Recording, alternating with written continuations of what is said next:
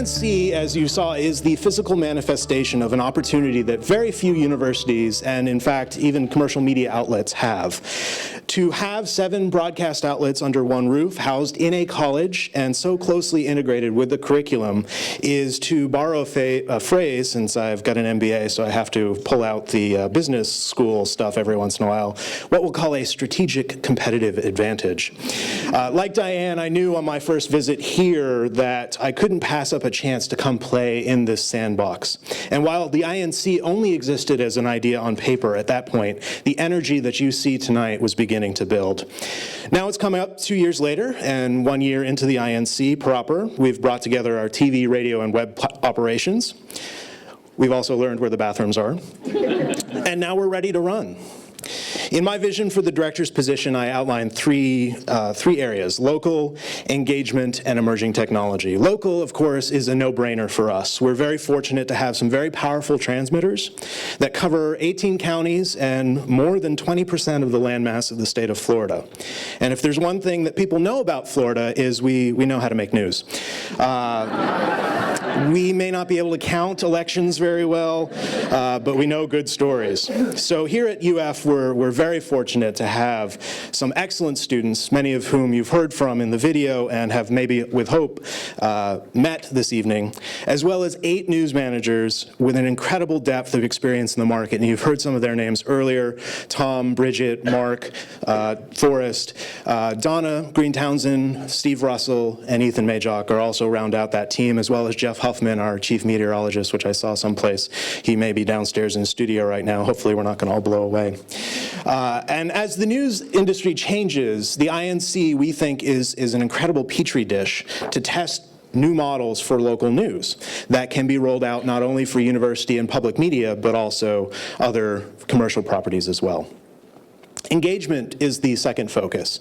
As many of you know, news is now a conversation, and we have a responsibility to be stewards of that conversation, providing context and providing information that's essential for our democratic society. That's a focus on exploration of news within social media and using social media.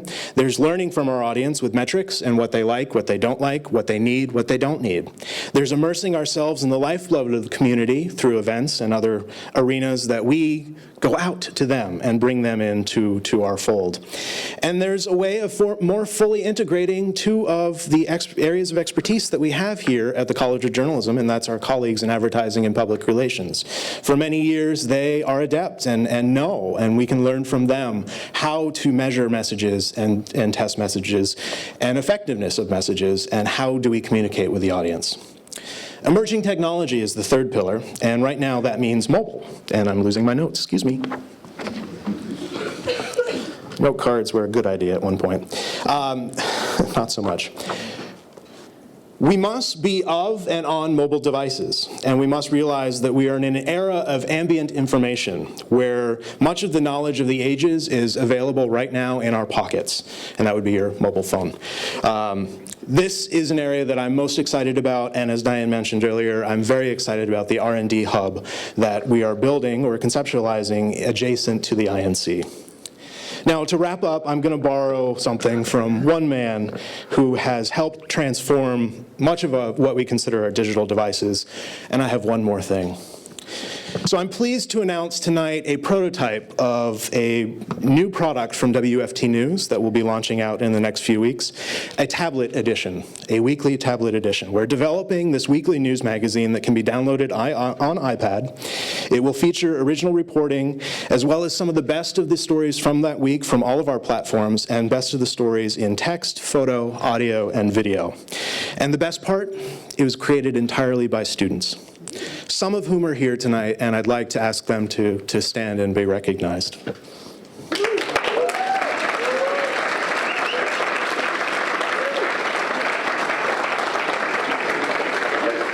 Now, this is where I wish I had another arm, but we actually have the tablet edition here, and it does rotate. If any of you are familiar with tablet editions, we're using the digital publishing suite. It's really cool.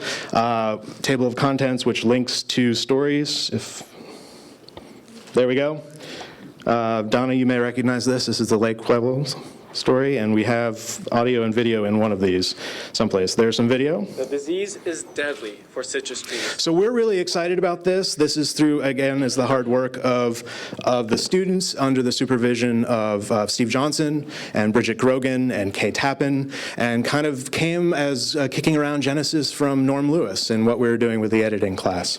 So I've talked enough tonight. You know, you're not really here to hear me talk, so I'm going to throw it back to Diane. But I just want to leave one note. If you were impressed by what you saw tonight, you ain't seen nothing yet.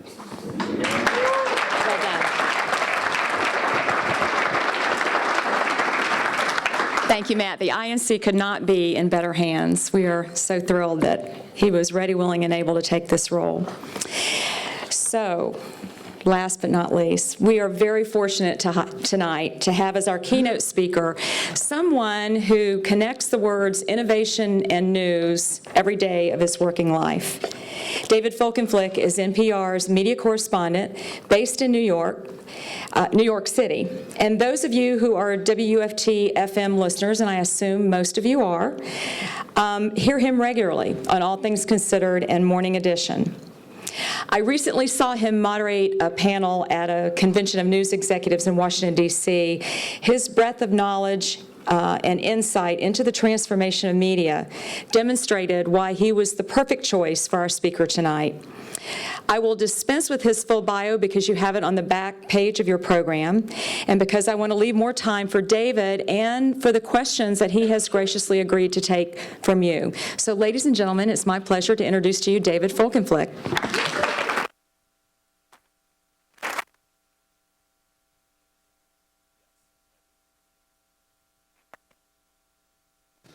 Well, thank you so much for even that brief amount, still a wildly generous introduction. I got to say first that I had no idea about that tablet thing. That is great. So you guys, like, rock on. That's really impressive. Look, it's an honor for me to be here at this dedication of the Innovation News Center for the University of Florida's College of Journalism and Communications. And I do want to say first, it's nice I'm in your home, but welcome, Gators. I want to thank Dean McFarland, Provost Glover, Matt Sheehan, the director of this new facility. I want to thank the brothers Wright. All my life I thought they were in North Carolina, but they are here. Well done. I want to welcome esteemed guests and beloved faculty. I want to welcome fellow journalists. I want to welcome students who came in here tonight with a sense of purpose. I want to welcome those students who came in here tonight thinking that ESPN Game Night was going to be here. I want to salute the donors who are feeling pretty darn good about themselves tonight. I want to salute the donors who feel kind of fleeced. I want to salute the donors who are smart enough not to wear fleeces given how hot it is outside. And I'd like to welcome the people of Gainesville who may have come despite having heard that I was going to give the talk. It is, in all seriousness, a really good day. I think especially of students entering today and encountering this tremendous facility that we saw upstairs. Inside these walls, if you think about it, are going to be trained the next generation of reporters for the New York Times and the Wall Street Journal, maybe the next Shep Smith or the next Rachel Maddow, the next Oprah Winfrey or the next Jon Stewart. This is your moment. You get to figure out who you're going to be. To the future Buzzfeeders, the Woodwards and Bernsteins, the Kornheisers and Wilbons, the aspiring Mother Jonesers, the would-be Andrew Breitbarts, the investigative diggers, the armchair pundits, the storytellers, the image consultants, the spin merchants, the madmen and the madwomen, to the subtweeters and the Redditors, to the next Arthur Sulzbergers and the next Mark Zuckerbergers. All of you will find inspiration here if you look for it hard enough and if you take it. I, poor sap that I am, did not go to a journalism school. I majored in history and, in a sense, in my student newspaper. It should have been my undeclared major. I went to Cornell University in the wilds and distant parts of upstate New York. And as I mentioned to some of the students earlier today at lunch, I found it a pretty overwhelming place. I thought maybe I'll find a way to go to public service. Maybe I'll find some sort of course in business that I want to pursue. Maybe I'll study and be an academic. I'm a faculty brat at a public university on the other coast. Instead, what I did was I kind of tumbled into the newspaper. And one of the older editors, and older by which I mean 20 or 21, took me aside and stood up a bottle of liquor and said, "All right, kid, now I'm going to teach you how to write a news story." And suddenly they just sent me with an empty reporter's notebook around the campus. And what I found over time was that it was pretty cool. I would knock on the door of an endowed professor. I would go to the administration building. I'd go over to the athletic hall. I would go into locker rooms, or I'd go over to the Native American house. I'd go down to labor unions downtown trying to organize the custodial staff. And all of these folks were willing, more or less, to entertain this kid's questions. And I said, what's your deal? Why are you doing this? What's your glitch? Why are you acting in this way? And all of these were open-ended questions, no yes or no's. And by and large, with the exception of a couple of frat guys who stole my notebook one time when they didn't like my questions, by and large, they were receptive to the questions being asked. They didn't really question that I was playing a reasonable role. And so you might think, well, he saw himself as the tribune for a larger society and, was doing a public good. And I got to that point, but initially what I felt was I was learning about this vast community and breaking it down and understanding how different constituent parts operated and interacted and knit together into this larger culture. And to me, the reporter's notebook was a passport to what it seemed like a vast and sweeping land. And I was getting it punched all the time, to where my senior year, my parents came for my 21st birthday, and I was like, see that building there? That building is where this academic center is, and there's this fascinating sub-fight with this off-campus group. Or I'd say, that's that fraternity that did this incredible charity thing. Or, those guys were on this team that invented this new thing. And it was great because I realized, only because they were kind of surprised by this, that I'd kind of mastered the campus. I didn't control it, but I understood it. And that was an incredible gift that I took with me for life. A reporter's life is learning about the world around you on somebody else's dime, and that's pretty cool. Now, Cornell is also a site of one of my great humbling moments, but only in retrospect. When I entered Cornell, and Cornell was this place, an incredible supercomputer facility, and back then, some millions of dollars creating it, and it was one of 12, and it was a big deal. And we got a packet of information coming in, and there was this gibberish in there that said, you can tell the dean's office what courses you prefer if you send a jumble of letters and numbers and do it through this sign-up thing in this special lab in a small room, and a basement somewhere that has a sign on it saying, beware of the jaguar, And so I said, well, I wouldn't do that. I want to go wait online, sign up, and say in person so I can make sure that, my preferences get registered. What they were doing back in 1987 was telling me that they had email.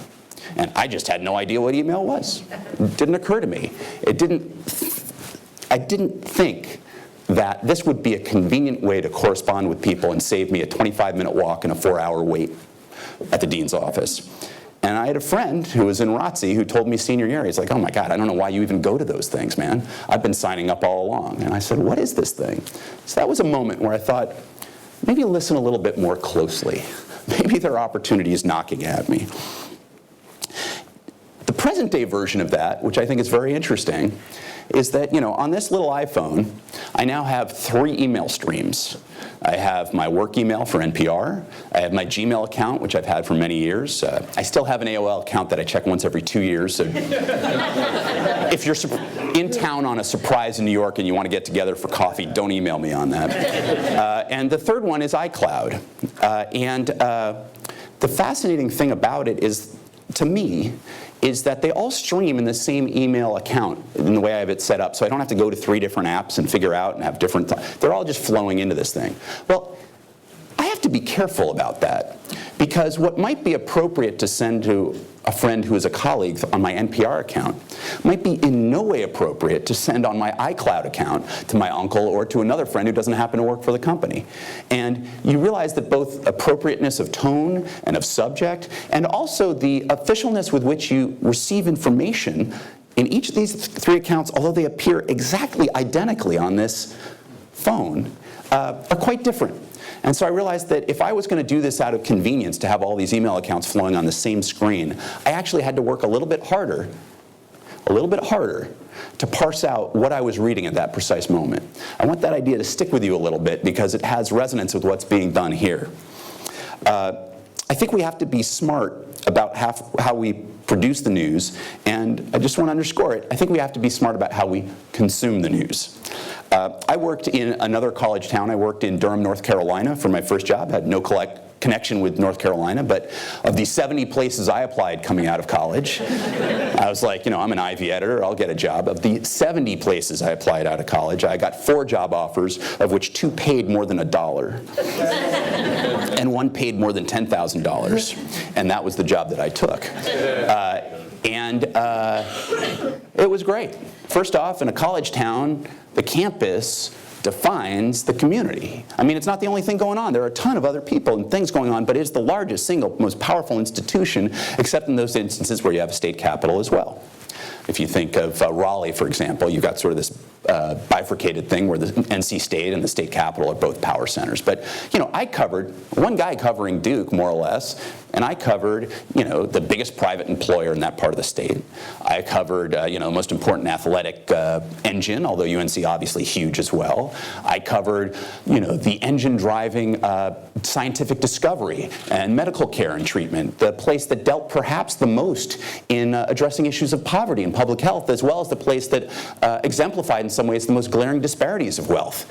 This was a place which was a cauldron where ideas were fought out, and I covered it there because it was fascinating to me and because students paying tuition are entitled to speak their mind on anything, and that is good news for people seeking on-the-record quotes. And because, at least at that time, there was a significant cohort of tenured faculty, and despite what the provost might think, if they're tenured, they can say what they want to the local schmuck reporter. So these are good things from a reporter standpoint. So that was terrific. And I went to the Baltimore Sun after that, and it was really in some ways, even though there were some cultural tensions among reporters who'd been there a long time and reporters who hadn't been there a long time, and let me tell you, that will happen at every place you ever go, no matter how new the news organization is that you work for.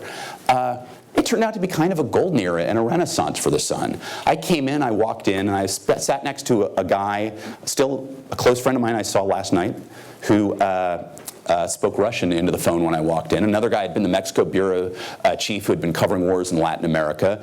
David Simon, who later wrote The Wire and did another number of things for HBO, was 2 seats over and taught me how to do certain kinds of crime reporting because I wasn't really a crime reporter. His future wife, Laura Lippman, who's written 13 best-selling books, I believe, novels, detective stories, was one of the writers in the Metro staff as well. This was a place that was, Baltimore Sun was, maybe the 24th largest market in the country, and yet it was clicking on all cylinders. I mean, the staff there, it fought so far above its pay grade, and I was just dazzled to be there. And the world has changed. The Baltimore Sun is a great title, and it still attracts some terrific journalists. And I would say if you were coming out and somebody said to me, Dave, I know the Sun has diminished from what it was in 2000 and before, where you guys covered the world and now you have no foreign correspondents. When I covered Congress, we had 14, 15 people in Washington, and one of them was Jack Germond, who recently died. He called himself the fat man in the middle seat because he traveled all over the country covering federal politics and elections, and was sort of the guy who liked to grump at John McLaughlin on the McLaughlin Group every weekend. But he was there, and I'd wander over to him, and he'd give me some sort of advice or tell me to get the hell out of his office. And it was awesome. He's just great. And so, this was fantastic stuff, and yet it doesn't exist now. And so, would you work at the Baltimore Sun? I'd say absolutely. It is the largest single news organization in the state of Maryland. It sort of defines the news agenda for Central Maryland. The Project for Excellence in Journalism, which is an offshoot of the Pew Center, did a study where they took Baltimore a couple years back as a sample. It just said, okay, what's the news ecosystem? Sort of a highfalutin term, but what does it mean? And they showed that just the overwhelming proportion of stories had come in all of the outlets covering Maryland, TV, online, radio, what have you, were derived in some way from original reporting from the Baltimore Sun. Now the Sun is, I believe, and it may have changed, but when I last checked, it was at staffing levels less than half of what it was at its high point about a dozen years ago, a couple of years before I left the paper. But it still is vital and important, and there still are enterprising and good journalists who work there. I just don't happen to know many of them anymore. It's a changed world. And so you look at that and you say, well, what does that mean? And you say, well, the people here are going to figure out what works next. You think of the Washington Post, where the Graham family and the predecessor family of theirs, the Meyer family. Eugene Meyer took over the paper in 1933. It was in economic doldrums for the country. The paper itself was in decline. He had been a former, I think, member of the Federal Reserve, perhaps chairman of the Federal Reserve. He bought it, I'm sure, at a very basement price. And he took over that paper and did okay by it. And he then bequeathed it to his son-in-law, because, you know, what would his daughter possibly know about newspapers? Phil Gramm started to make it a paper. He was more of a political wheeler-dealer. He helped convince the Kennedys to take on LBJ as the running mate in 1960. So, you know, I'm not sure you want the major paper in the nation's capital to be led by a guy who's doing that, but that's what he did. And after he took his own life, his wife, Katharine Graham, took over and made that the great paper that we know over time with partners like Ben Bradley, and really just did an astonishing job. Her son made the decision this year, as you've heard, that the Grahams no longer had the answers to the questions. At the event Diane and I were at together, you know, I moderated a panel that include Catherine Weymouth, and all I can say is she's a smart woman, she's a capable woman, she's steeped in the values of the Post, she cares, she sought to be a change agent, and do not ever play poker with her, because when I grilled her about stories, she was letting me know, look, Dave, you know, this is the path and we're there. I don't accept the framing of your questions, I think was one of the things she said to me on that panel that day. And she had already known that they were going to announce that they didn't have the answers. And it's Jeff Bezos' term. He's in his mid-40s. You know, he created Amazon, you know, he owns Zappos, he owns Goodreads, he owns all these innovative ways of thinking about the relationship between readers and sellers, publishers, writers, but also the way in which people, it's not only about transactions, it's about their feelings about the place they get it from and the way in which those places serve them. And it's not just the question of customer service, although I found theirs to be excellent. It's that they anticipate things rather than just simply resolve problems. And that's something the news business has been terrible about. You guys are thinking about things and inventing and testing and doing. And one of the great things about doing something like the tablet edition that you guys are, which I didn't know about until a few minutes ago, is that, you know, you used to call products beta products, right? You know, this is, well, we're testing this, we're rolling it out, it'll come out in a couple of years, it'll be better then, but, you know, we're trying to fine-tuning. Everything is beta now. We're all testing. We're all figuring it out. And our focus group is our entire audience in the country at large. You know, and that's okay. That's not a bad thing. I got to NPR in 2004, and I never expected to go into radio. That was the last thing I do. You know, I'm sort of a recovering newspaper guy. And still, by the way, when I go back to headquarters at NPR, some people will say, oh, well, you know, newspaper people like you. And I was like, it's 9 years. Come on, folks. What do I have to do here? So, you know, that's a place that was seen as sort of, well, it's a little slow-moving, it's a little stodgy, it's a little reactive. And there was some truth to those things. It was also a necessary alternative to mainstream news organizations that somehow has become itself indispensable, as a lot of the things that we saw as mainstays, like broadcast networks, have kind of tapered away, cut back, constricted their ambitions, and failed at times to meet their self-assigned public charge. At NPR, you know, I've found a sense of innovation. I've found a sense of humor. I've found a space to run in. You know, people who want to tell stories differently are encouraged to do so. I don't know how many of you here are listeners, and well, don't both of you identify yourselves at once. So for those who are, you may have heard stuff by our colleagues called Planet Money. Now, there may be those of you who consume it who have never heard them on the air and only listen to them podcasts. What they have done in a oh my God, we've got to jump on this news this minute, is say, look, news as a commodity, we're never going to really beat Yahoo News or CNN or Fox. But news as an understanding of what the hell just happened, we're going to beat the pants off them. And what they've done is found a variety of ways.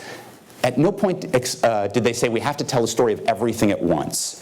They did basically what I would call a two-part, 2-hour-long documentary on what happened with the mortgage mess and how that led to the financial meltdown in some ways, to explain it in readily accessible ways, and they had fun doing it even as it was a heartbreaking story. And time and again they come up and they explain and illuminate and enlighten and entertain, and they do it all in the same package. And that's again, pretty cool. We used to have probably one of the most sluggish websites you've ever seen. When I arrived, I'd say, so I wrote columns on a periodic basis because I'd written columns at the Baltimore Sun and I enjoyed doing it. And I said, how many people are seeing it? They're like, it's too complicated, we can't really tell, I've got to meet my tailor, it's a really tough time for me. And I was like, no, seriously, how many people? They're like, really, you couldn't possibly tell. And finally I was like, Georgia Public Broadcasting has a free Google widget that they put in their corner, and they know to the page how many check. Are you sure about that? And there was a concern about sharing information and about what that meant and where the power would be if we understood it, and mere mortals who actually do the news actually knew how their stories were consumed. Now we're in a place where it's like we have daily feedback. And it's not feedback to say, boy, you screwed up. You only got 6,000 hits on that story. It's more just like, this is what we know about our world. This is what is serving our audiences, who are also our customers, although you could argue our stations are really our customers, but they're definitely the people that we care about. And that's not to say we're going to do things about beautiful kitty pictures for clicks. It's saying that we need to have an understanding of what our audience's relationship is with us, what's useful to them, what's not, what's substantive and what's not. And NPR is now consistently throughout the industry being looked to as a place of innovation. We're now called NPR rather than National Public Radio because radio is not the only playground in which we play. And it's been a place where innovation has been embraced. You may have heard, perhaps from my reports, that we are going through some cutbacks, and that's true, and that's because financial realities are real. This past year, according to my reporting, has been one of the strongest in a decade for us in terms of financial contributions and in terms of foundation grants. And yet we haven't gotten the corporate underwriting, what you might think of as advertisements, to come back at the same levels as pre the financial crisis. So they're trying to make sure that we can be on a sustained financial level in the years ahead. But they're not about saying, well, screw it, not everything worked and therefore we're not going to try anything. They're saying, we have to protect the radio. We serve tens of millions of people every week, but we also have to have this space where different audiences are served. The same sense of public mission is there. We are still interested in breaking down public health in a way that's approachable and accessible, but still informative and nutritious, and it's there, and it's important. We have to find new ways to do it. One of the ways we're doing it now are these verticals, rather than just having a website where you click on a dozen stories and you're trying to figure out where this was. Now we just have something called Shots that combines everything about medicine and public health. And it does it in a Tumblr form, so you can still see, what was yesterday, what was today, and then, it's all clickable, it's all there, and as with everything we do, it's free in perpetuity. That's pretty cool. There's a nimbleness there. And I think that is reflected in the fact that whether I talk to people who listen to us on podcasts or access us on their tablets through these verticals, or I talk to people who hear us, there is a crazy attachment to what we do. I mean, it's insane. In Baltimore, I'd go out to parties and people would say, I'd say, what do you do? And I'd say, I'm a lawyer. They'd ask me, what do you do? I'd say, I'm a reporter. They'd say, where do you work? I'd say, the Baltimore Sun. I'd say, oh yeah, you know what I hate about your newspaper? I say, no. Now, I get, NPR is not the kind of place where people are like, oh, we're going to take you to Le Cirque and get you the table, the nice thing. It's just a place where people say, what do you do? You tell them you work at NPR. You say, oh, you know what I love about NPR? That is a very different relationship with the audience. They have an expectation, and while we are fallible every day and every minute, there is an understanding that we do our best to fulfill that expectation, and the expectation is one that we can be proud of. And I think that's worth holding on to, too. You are serving an audience, but that doesn't have to be craven. That can be kind of wonderful. So, again, you think about the question of change, the question of risk. I leapt into radio. I had no intention of doing that. I didn't even know I was going to undergo a in-studio test with my voice until the guy said, so did you bring your stories? And I said, well, I sent you my resume and my stories. He's like, right. Did you bring the printouts? I said, no. He said, well, I'd like you to print one out. So I went. Dan Rather had just totally screwed up on the George Bush military record in 2004. I printed it out. I said, here. He said, you have 5 minutes to write a radio version of that. Here are the 3 things to keep in mind. Go. And so I did. And then he said, now read it here. And it was kind of wild, but because I didn't have time to be nervous about it, it was pretty fun. And then he said, great, and now we're going to do a 5-minute two-way. I said, what's two-way? He says, you're going to find out. And so he... turned on the microphone and started asking me questions. And I said, I can talk, I'm mouthy, you've probably learned that by now. And it worked out okay. And suddenly, in a new space, I was like, well, this is not what I come from a family of letters, and yet this was suddenly very exciting and different. Also, a couple of years later, I am looked to with some fondness by my friends in digital because I can write text. I know how to construct something that reads. I know how to space things and time things in written as opposed to broadcast narrative. And I tell you, the art and the artistry and the architecture of storytelling are totally different and worth treating seriously as separate endeavors. And it's fun, but it's really challenging to do that. So, your principles are there, but the way you put them into effect are a little different. And, I feel that I can do sort of 3 platforms. I'm having fun. I actually, you guys have some great facilities here. I'm substituting on a CNN show about media this weekend. And your guys were able to throw behind me the graphics package from CNN without any problem, with greater crispness than one of the remote CNN facilities was able to do. So that tells you a little bit of something about what you guys have here. So when you think about change, I am somebody who is sort of, I was always Switzerland. My feeling was, there were little factions, the Baltimore Sun, this guy's like doing it this way, this guy like doing it that way. I was kind of like, I'm going to hang out and not go to war with anybody, but I want to learn from everybody because I think actually most people have some value they bring to it. Even if they're not inspired at that moment in their lives or careers, most of them have something that got them there that you can derive something from. And I feel you kind of harness it. You harness their knowledge, it makes you smarter. You harness the change and say, how can I translate what I care about, what animates me, into what's happening now? Because the audiences are going to go where they're going to go. Now, you can help guide them. You can't tell them where to go. It's like King Canute and the waves, right? They're going to roll in. And you can't prevent that. And I've become it's a little bit like humor. It seems to me Carl Hiaasen is a very funny guy. And I think that Carl Hiaasen also is a funny guy in part because he makes me laugh, and in part because I buy book after book which have similar themes, but I do it anyway because they're great, and in part because the audience responds to it that way. If I tell a joke and it falls flat, I can't say, no, folks, let me take you one by one and convince you why that's really funny. It's just not going to work. Well, we can't go out as news media one by one and say, this is why you should be consuming the news this way rather than that. We can say, this is the way you're doing things. We've got to reach you and do it in a way that is meaningful, in a way that matters. And yet, it's worth remembering that there are reasons why principles exist. There are reasons why values were expressed or practiced in a certain way. And it's worth not losing hold of. So you can sometimes confuse the form for the substance. I think the form and the structure of what's going on the tablet is great. I'm not a tech guy myself, as you may have learned from that whole email fiasco at Cornell. But there are really interesting things about that. I just don't happen to want to write code to achieve it. On the other hand, we shouldn't forget why we're there. There was a young reporter for a national outlet who is dynamite and who covers media a lot. And he's great, and multi-platform, does great things. But he sent out a tweet and said, folks, how should I cover this natural disaster that I've been sent to cover? It's really my first story on a different beat than this that I've ever covered in my life. And I sent a note or something and said, experience the moment. Immerse yourself. Feel what they're feeling. Talk to these people. Be present. This is different than talking to media executives about how they're trying to forestall change or achieve it. And he's wonderful, sent me a lovely note, and was there, I think, in the Midwest after a killer storm had gone through, and was live tweeting interviews he had done with family members. Now, his publication loved it, and were right to do so. They incorporated it on the front of their homepage in a little box, and there was a live stream, and you were kind of getting these little episodic updates in almost telegram form of the emotions going through these people. But I also think there's something valuable to putting it aside and feeling the moment, understanding you're talking about people's lives and livelihoods, their emotions and their connections, their griefs and their aspirations. And that's why we're doing all of this stuff.